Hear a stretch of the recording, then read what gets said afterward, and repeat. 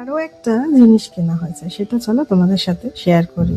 আর প্রত্যেকটাই না almost flower মোটিভের। এটা একটা স্যুপ বোল, এত সুন্দর করে প্যাকেজিং করেছে চারিদিকে ফোম দিয়ে, যে জন্য মানে ভয়টা থাকছেই না ভেঙে যাওয়ার।